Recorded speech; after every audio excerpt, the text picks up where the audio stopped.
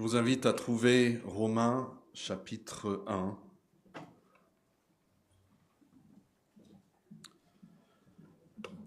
Romains chapitre 1.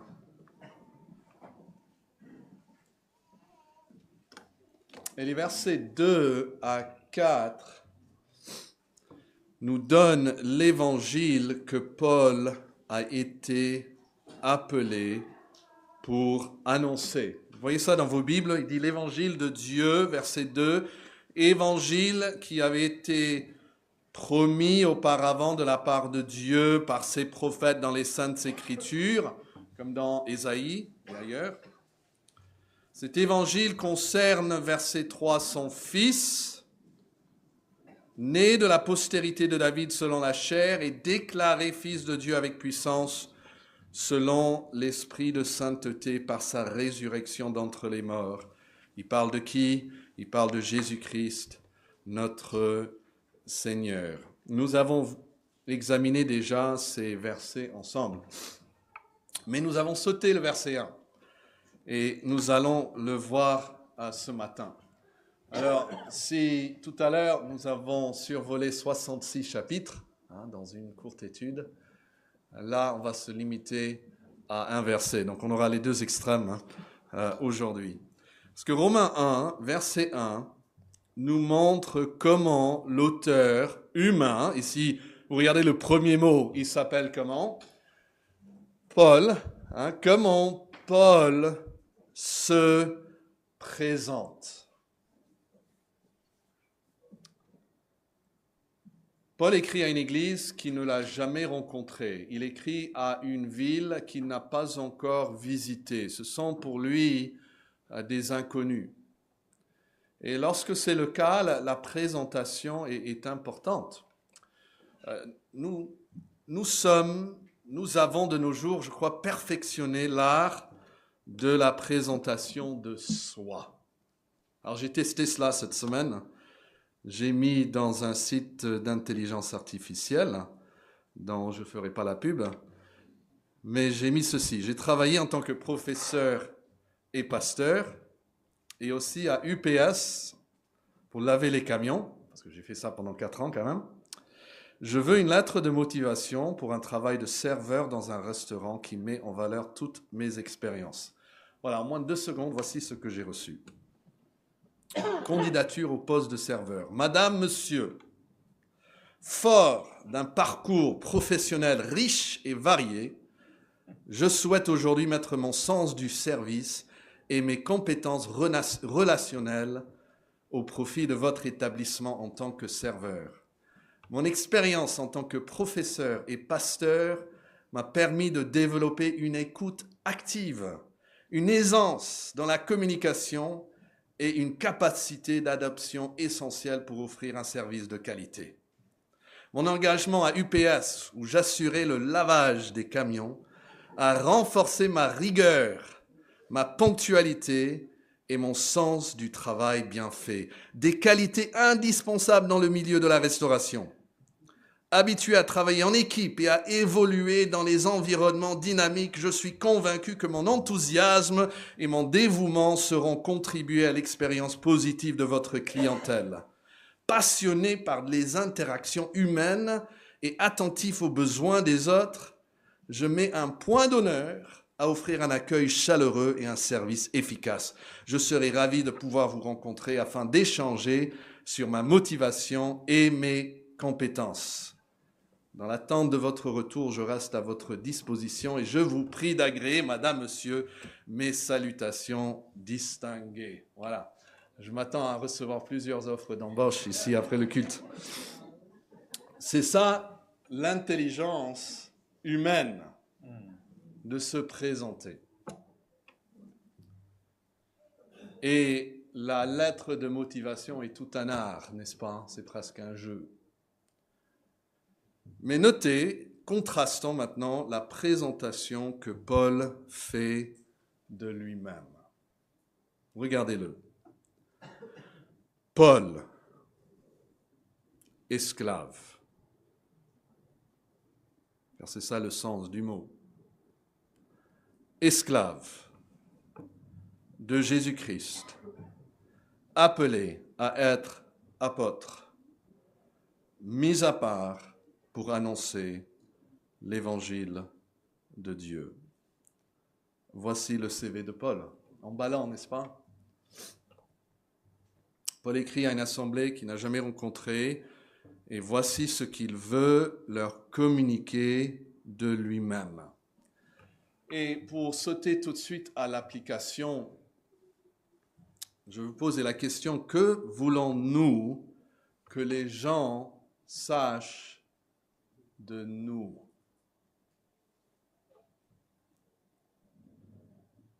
Notons en guise d'introduction deux choses.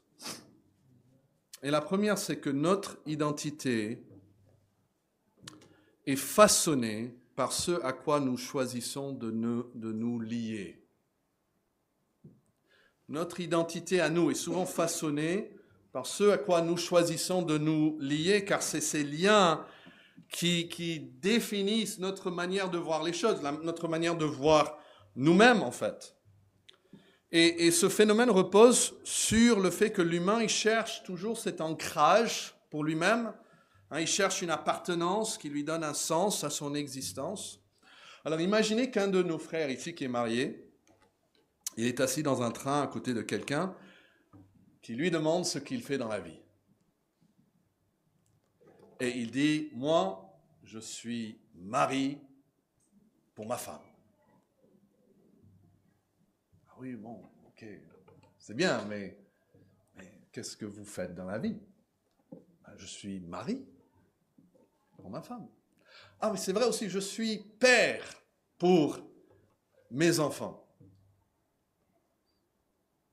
Oui, mais qu'est-ce que vous faites? Bon, c'est vrai, si j'ai le temps, je suis aussi PDG d'un groupe. Imaginez qu'une de nos sœurs mariées disait, lorsqu'elle recevait la même question, « Moi, je suis une aide pour mon mari. Et je suis mère au foyer.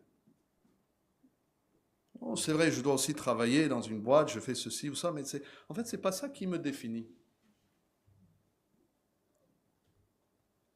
Vous voyez, si la famille est notre priorité, nous allons nous définir d'abord à travers nos relations familiales, comme père ou mère, frère ou sœur. Donc, un petit test, ok, vous pouvez faire avec moi. Si on demande à quelqu'un ce qu'il est et il nous dit tout de suite « Je suis un frère, je suis une sœur », nous savons qu'il pense à la relation à qui? À sa famille, n'est-ce pas? S'il dit à la question « Moi, je suis citoyen de la France », nous savons qu'il pense tout de suite à sa relation à sa patrie. D'accord? S'il dit « Moi, je suis fonctionnaire », je suis entrepreneur, je suis artisan. Nous savons qu'il pense tout de suite à sa relation à quoi? À son travail. S'il dit, moi je suis élève, je suis étudiant, eh bien nous savons qu'il pense tout de suite à sa relation à ses études. N'est-ce pas? C'est pas trop difficile comme exercice. Et je donne ça comme exemple pour attirer notre attention sur les relations qui étaient importantes pour Paul. Alors, même les enfants, aidez-moi à trouver ce à quoi Paul voulait être lié. Regardons-le encore, Romains 1, verset 1. Paul, esclave de mes parents. C'est ça qu'il dit? Il y a peut-être des enfants ici qui diraient ça. Ou esclave de mon travail. Esclave de mes études. Il y a peut-être des grands qui diraient ça. Non, il dit Paul, esclave de qui? De Jésus-Christ. Il pense tout de suite à sa relation avec Jésus-Christ. Et puis il dit appelé à être apôtre. Et ce n'est pas précisé ici, mais 1 Corinthiens 12, 28 dit que Dieu a établi dans l'Église, premièrement, des apôtres. Et nous pouvons dire avec certitude qu'il pense ici donc à sa relation à l'Église. Appelé à être apôtre dans l'Église. Et puis il dit, mis à part pour jouer aux jeux vidéo, mis à part pour partir en vacances, mis à part pour avoir un beau logement, non, mis à part pour annoncer quoi? L'évangile de Dieu. Vous voyez, pour Paul, les relations les plus essentielles à son identité étaient celles qu'il entretenait avec Jésus-Christ, avec l'Église et avec l'évangile de Dieu. C'est comme cela qu'il se voyait, c'est comme cela qu'il se considérait. Et donc c'est comme ça que naturellement il va se présenter. Alors considérons donc au moins deux de ces choses. D'abord, Paul, esclave de Jésus-Christ. Et nous pouvons le dire comme ceci. Paul se voit avant tout, parce que c'est la première chose qu'il dit de lui-même. Donc il se voit avant tout comme un esclave au service de Jésus-Christ. Alors ce mot traduit serviteur en français, doulos, il est utilisé 7 fois dans cette lettre.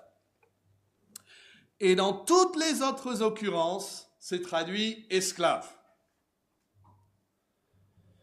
Et je pense que nous devons aussi l'utiliser ici. Si vous avez la place dans votre Bible, vous pouvez même écrire au-dessus esclave. Alors, une petite explication est quand même nécessaire parce qu'il y avait bien sûr de nombreux types d'esclaves. Paul ne pensait certainement pas au traitement barbare et inhumain des individus qui étaient pratiqués, par exemple, dans la traite des esclaves. Néanmoins, à l'époque de Paul, il y avait des serviteurs, il y a un autre mot pour cela, d'où vient notre mot diacre même, il y avait des serviteurs et il y avait aussi des esclaves. Ce n'était pas la même chose. Un esclave était la propriété littéralement d'un autre. Il était entièrement soumis à la volonté et à l'autorité d'un autre. Et donc il y a un sens de grandeur dans cela, parce qu'il est le serviteur de l'Éternel, n'est-ce pas? Et ça nous en renvoie même à l'Ancien Testament, où les prophètes se présentaient comme les serviteurs de l'Éternel. Mais il y a aussi, je pense, exprès dans la pensée de Paul ici, le fait qu'il est entièrement asservi et soumis à l'autorité de Jésus-Christ. Et je vous invite à regarder, vous l'avez ici, mais aussi dans vos Bibles, Romains 6, parce que la Bible dit que nous sommes tous esclaves. Il utilise ce même mot que nous voyons au chapitre 1, verset 1. En Romains 6, verset 17 et encore au verset 18. Il dit, « Mais grâce soit rendue à Dieu de ceux que, après avoir été esclaves de quoi ? » Voilà, du péché. Vous avez obéi de cœur à la règle de doctrine dans laquelle vous avez été instruits. Ayant été affranchis du péché, vous êtes devenus, pas simplement des hommes libres, sans être redevables à qui que ce soit. Non, vous êtes passés d'esclaves à esclaves. Vous êtes devenus esclaves de la justice. Selon Romains 6, 17, nous étions tous esclaves du péché. Et en fait, je réfléchissais à ça, et je pense que ce n'est qu'après avoir été unis à Christ que les gens réalisent à quel point ils étaient esclaves du péché. Il est très humiliant d'admettre que nous sommes esclaves du péché. Donc dans la rue, et nous-mêmes ici, nos jeunes, ils ne vont pas d'eux-mêmes admettre qu'ils sont esclaves du péché. On voit cette réaction en Jean, chapitre 8. Jésus parle ici aux Juifs.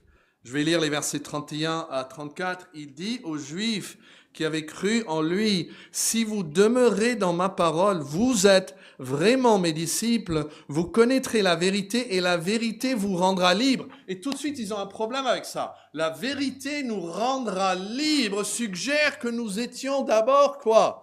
Asservis ou esclaves à quelque chose. Et donc, verset 33, ils répondirent, « Nous sommes la descendance d'Abraham et nous n'avons jamais été esclaves de personne. » C'est presque un peu rigolo parce qu'il y avait dans la ville des garnisons de soldats romains. Ils étaient asservis même en tant que nation aux Romains. Mais voilà, tout de suite, tu vas me rendre libre. Nous n'avons jamais été asservis, jamais été esclaves. Vous voyez, ça c'est la pensée naturelle de l'homme. J'ai toujours été libre. Comment peux-tu dire, vous deviendrez libre? C'est ça qui cause cette offense.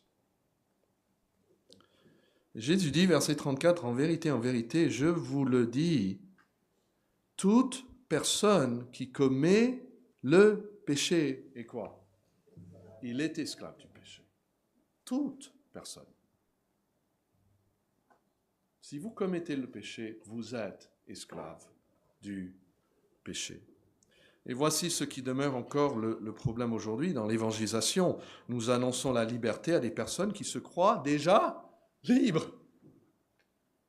Ils pensent que le christianisme va en fait les asservir et les rendre esclaves. Et sans une réalisation de leur état actuel, ils ne chercheront jamais le secours en Christ. Et il faut faire donc ce que Jésus fait dans ces versets suivants.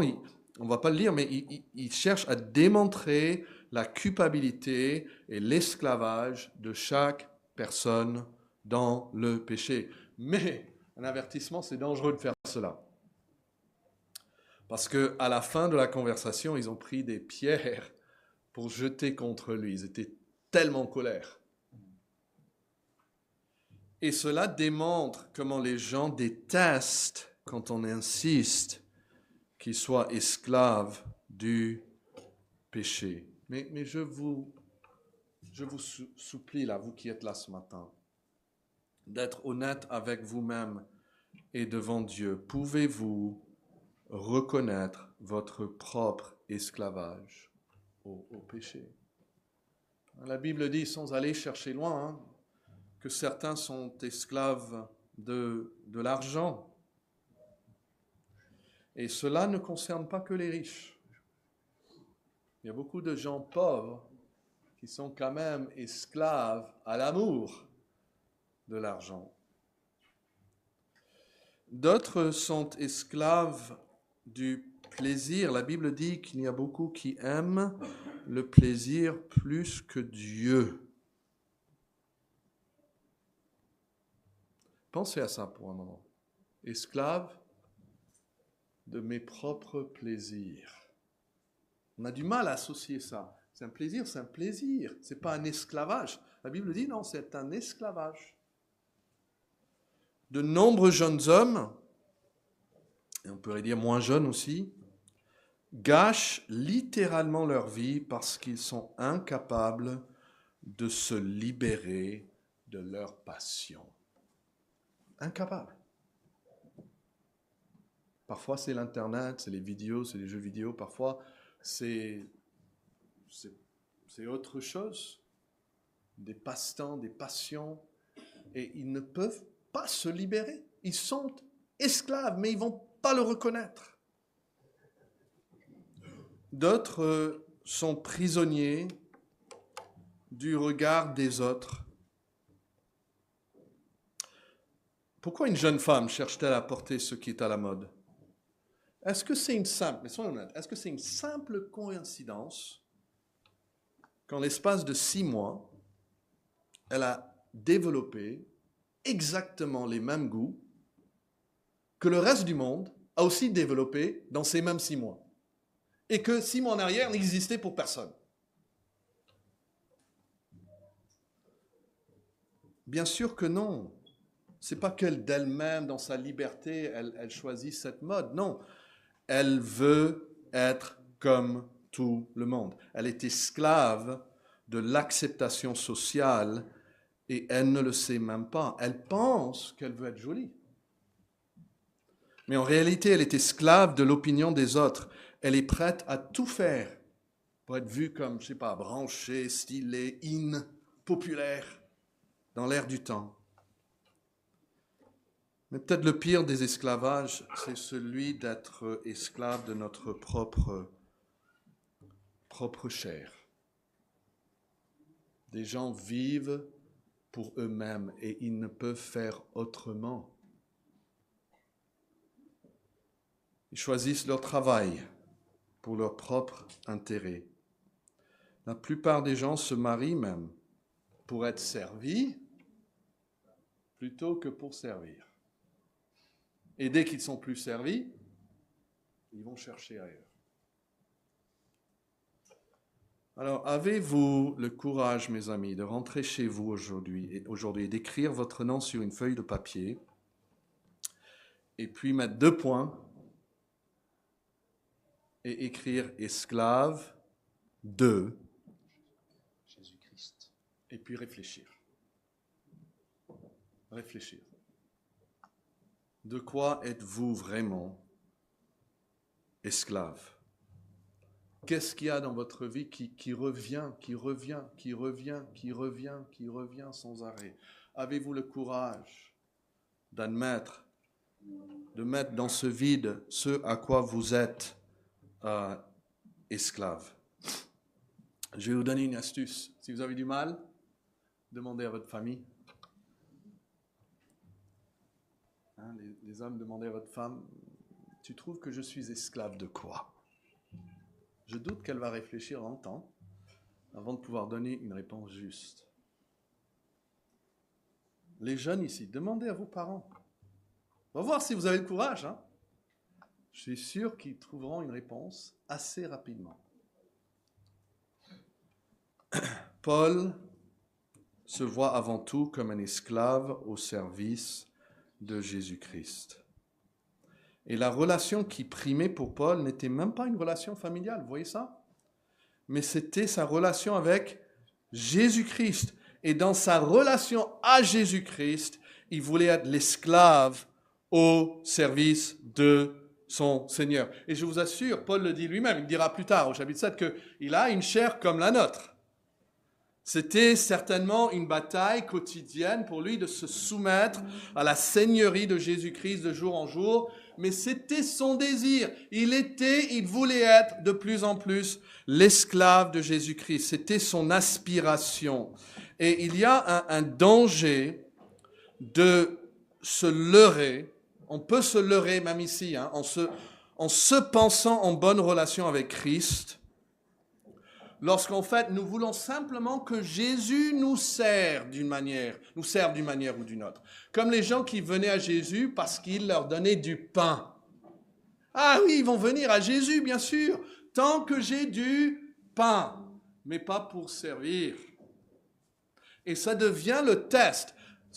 Tôt ou tard, Dieu va mettre son doigt sur un domaine dans votre vie pour voir si vous êtes vraiment soumis dans tous les domaines à sa seigneurie. Nous ne voulons pas être comme le roi Saül, qui se félicitait devant Samuel qu'il avait obéi, lorsqu'il désobéissait même, au même temps qu'il se vantait d'avoir obéi. Alors que pouvez-vous, les jeunes, dire « Je vis dans ma maison avec mes parents comme un esclave de Jésus-Christ ». Marie, votre femme, peut-elle dire « Mon mari n'est pas parfait, mais il est évident qu'il est profondément convaincu d'être un esclave de Christ et il agit en conséquence. » Mesdames, vos enfants pourraient-ils dire « Notre mère vit comme si elle était l'esclave de Dieu ». Et les célibataires, la parole de Dieu vous adresse aussi un message, ne croyez pas que vous êtes tiré d'affaire. 1 Corinthiens 7, 33 dit « Celui qui est marié s'inquiète des choses du monde, des moyens de plaire à sa femme ou à son mari » dans le verset suivant. Mais notez le contraste, je lis 1 Corinthiens 7, 32. « Or, je voudrais que vous soyez sans inquiétude.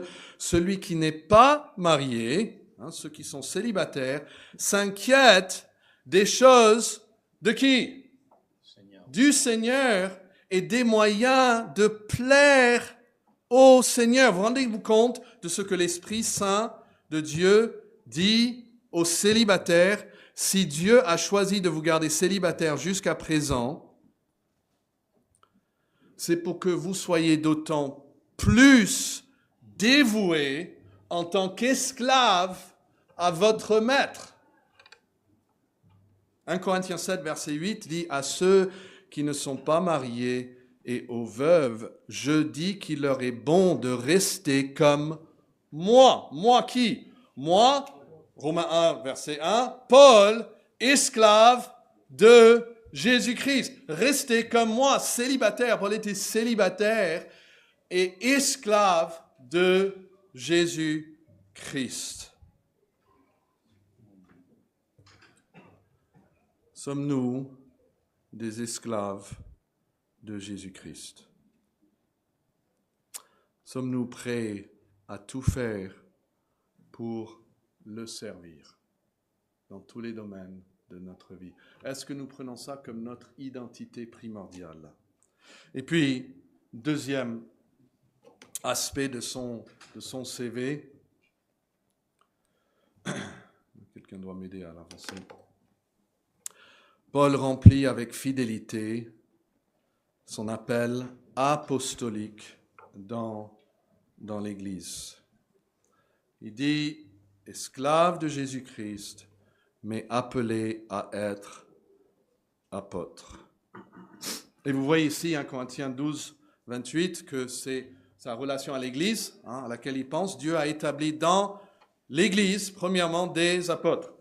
On pourrait aussi citer Éphésiens 4, qui dit que Christ lui-même a donné les uns comme apôtres. Il va mentionner aussi d'autres, mais pour quelle raison?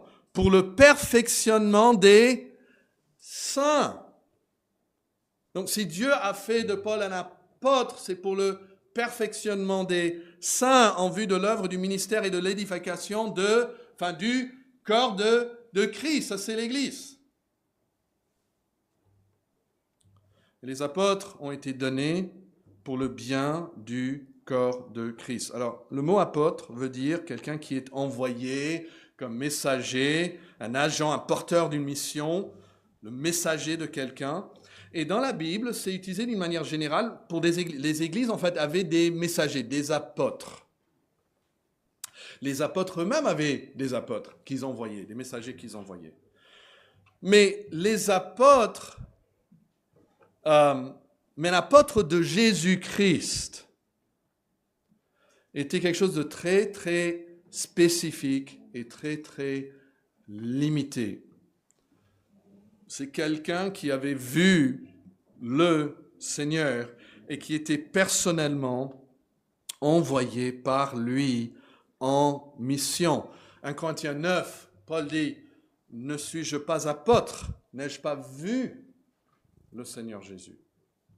Et il va dire aussi aux Corinthiens, il dit, « Moi, je suis pas digne d'être appelé apôtre parce que j'ai persécuté l'Église de Dieu. Je suis né comme à l'avortement, je suis né après coup. » Mais il va souligner que le Seigneur est apparu à eux, mais il est aussi apparu à moi, même si c'était bien après les autres. Et donc, ils avaient cette autorité dans l'Église. Et il dit, notre texte dit qu'il est appelé. Vous voyez ça, ce mot? Appelé, on va le retrouver plus tard dans le chapitre. Appelé à être apôtre. Paul n'a pas postulé pour ce poste. Au contraire, il persécutait les autres apôtres. Mais il a été appelé par l'autorité souveraine de Jésus-Christ. Et Paul est passé du statut de persécuteur à celui d'apôtre de Jésus-Christ en l'espace d'une journée. Alors, ne pensez jamais que votre passé doit déterminer votre avenir. C'était tout sauf le cas pour Paul. Et Éphésiens chapitre 2, les versets 19 et 20, nous donne le rôle de ces apôtres. Il dit ainsi, vous n'êtes plus des étrangers, vous les gentils, vous les païens, ni les gens de dehors, mais vous êtes concitoyens des saints, vous êtes maintenant gens de la maison de Dieu, et vous avez été édifiés sur le fondement de ces prophètes et apôtres. Jésus-Christ lui-même étant la pierre angulaire. Mais nous les païens, nous sommes construits sur le fondement qu'ont posé les apôtres et les prophètes. Les apôtres ont posé les fondements de l'Église du Nouveau Testament. Nous lisons d'ailleurs encore leurs écrits. Nous prenons encore les lettres de Paul comme une autorité totale et définitive sur notre Église, sur nous tous, parce qu'il était l'apôtre de Jésus-Christ. Et personne aujourd'hui, même si sur YouTube ils vous disent autrement, personne aujourd'hui n'est appelé à être apôtre comme Paul ou Pierre ou les autres. Mais ce même apôtre enseigne dans 1 Corinthiens 12 que le Saint-Esprit nous a tous placés dans le corps et que nous avons tous un rôle à jouer et que nous sommes tous essentiels au bien-être du corps de Christ, c'est-à-dire l'Église. Et il est clair en 1 Corinthiens 12, comme ici avec Paul, que nous ne choisissons pas nos rôles. Il faut être très clair que le rôle du pasteur n'est pas un concours de popularité. Je ne suis pas pasteur parce que j'ai une aisance dans la communication, j'ai même du mal souvent. Je ne suis pas pasteur parce que j'aime m'entendre parler. Je crois qu'un Dieu souverain m'a mis à part pour cette fonction et que je désobéirais à sa volonté si je refusais d'accepter ce rôle. Et lorsque l'Église a voté à l'unanimité pour renouveler le mandat du pasteur Albert et moi, il y a maintenant 1 an, l'Église ne disait pas qu'elle appréciait notre programme ou notre manière de prêcher ou notre sourire, ou qu'elle pensait que nous étions particulièrement spirituels, très souvent que d'autres sont plus spirituels que les pasteurs. Ce qu'elle affirmait en tant que peuple de Dieu, c'est qu'elle croyait que c'était Dieu lui-même qui nous avait appelés à être pasteurs. Éphésiens 4, 11 dit que c'est Christ qui a donné les uns comme apôtres, les autres comme prophètes, les autres comme évangélistes, et les autres comme bergers, aussi traduit pasteurs, et enseignants. Ça, c'est pour les pasteurs, mais il faut aller plus loin et dire que Dieu a fait de chacun de vous un membre essentiel de son Église. Nous avons besoin de vous. 1 Corinthiens 12 et verset 18 dit que Dieu a placé chacun des membres, les membres sont des individus, dans le corps, et le corps c'est l'Église, l'assemblée locale, et il a placé chacun des membres dans le corps comme il a voulu. Vous voyez, ce n'est pas la volonté d'un autre. Non, c'est Dieu qui m'a placé là où il l'a voulu. Et il existe en réalité, si vous regardez dans le Nouveau Testament, très peu de rôles spécifiques au sein du corps de l'Église.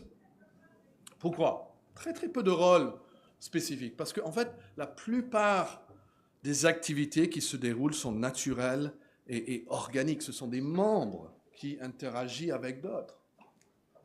Ce n'est pas une organisation ou encore moins une entreprise avec cet organigramme où celui-là il fait ça mais il ne touche pas au travail de l'autre. Et c'est en fait en étant authentiquement soi-même que l'on sert le corps. C'est par votre présence fidèle, mes amis, c'est par votre interaction avec la communauté que nous grandissons ensemble vers la maturité. Éphésiens 4 le rend très clair. Et votre service et votre ministère auprès des autres sont tout aussi précieux que le ministère d'un pasteur. Tout aussi précieux que même le ministère d'un apôtre. Parce que Dieu ne nous a pas appelés à être apôtres, mais il nous a mis quand même dans le corps, comme lui, il a voulu. Et Dieu ne vous a certainement pas appelé à être apôtre. Il ne vous a peut-être pas appelé à être pasteur, ancien ou diacre. Mais Dieu vous a appelé à être un membre vivant, vibrant et fidèle dans votre église locale. Alors, nous allons nous arrêter là. Mais voici la pensée de Paul. Qui suis-je? D'abord, je pense à Jésus-Christ et je veux être son esclave. Et puis, je pense à l'épouse de Jésus-Christ. Je pense au corps de Jésus-Christ, dont il est la tête, l'épouse dont il est le mari. Je pense à l'Église. Et je veux aussi trouver ma place. Je n'ai pas besoin de fonction spécifique, je n'ai pas besoin de titre. Non, c'est Dieu qui m'a mis là. Il m'a façonné comme je suis. Et comme dans ma famille naturelle, c'est en vivant avec mes frères et sœurs que je donne gloire à Dieu et que je contribue, tout comme Paul l'a fait, je contribue à l'édification du corps de Christ. Prions le Seigneur. Amen. Dieu, ta parole est riche et nous te louons de nous avoir donné ces apôtres. Nous te louons de nous avoir donné Paul. Paul est à nous par ses écrits. Et nous savons que ce qu'il a dit, il ne l'a pas dit de lui-même. Il l'a dit en tant qu'un esclave soumis à son maître. Et donc quand nous prenons ombrage, quand nous voulons rejeter ce que Paul nous dit, aide-nous à être conscients que nous ne rejetons pas l'esclave mais son maître. Nous prions que chaque personne ici puisse avoir une vraie connaissance de Jésus-Christ, puisse connaître le pardon de ses péchés, puisse savoir ce que c'est d'être servi par Jésus-Christ dans sa mort, et qui puisse après se donner tout entière pour le servir, pour le restant de sa vie. Et que cela puisse être notre joyeux service d'offrir à Jésus-Christ notre vie tout entière. Nous prions ces choses dans son saint nom et pour sa seule gloire.